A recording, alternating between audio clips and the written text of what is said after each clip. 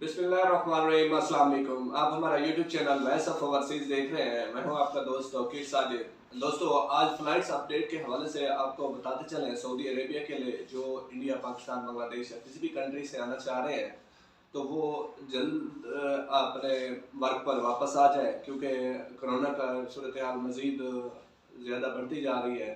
कल 21 दिसंबर के केसेस 222 थे, आज 252 केसेस हो गए हैं और मज़ीद एक और जो बीमारी की तशखीस हुई है उसका भी बताया जा रहा है। कल की खबर में भी यही बताया गया था कि मज़ीद सूरत हाल बिगड़ती जा रही है। यूरोप को मद्देनज़र रखते हुए सऊदी अरब बाकी कंट्रीज़ को देख कर ही इन चीज़ को फॉलो करता है और इनका ये नहीं होता कि कोई टाइम देंगे आपको कि इस टाइम में आप आ जाएं, नहीं तो आप बंद कर देंगे फ़्लाइट्स। रात को ऐलान करते हैं, सुबह फ़्लाइट्स बंद होती हैं।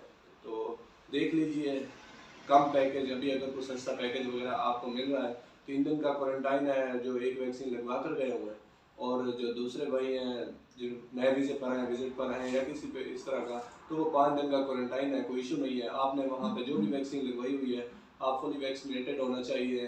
पाकिस्तान से आ रहे हैं किसी भी कंट्री से तो आप इंटर हो सकते हैं सऊदी अरेबिया में। यहाँ पे वैक्सीन चेक नहीं होगी, यहाँ PCR टेस्ट पर ही आपका सारा रिजल्ट आएगा जो तवक्कल नंबर है। तमाम दोस्त अपना बहुत सारा ख्याल रखिएगा। अल्लाह ने के बाद अस्सलाम वालेकुम।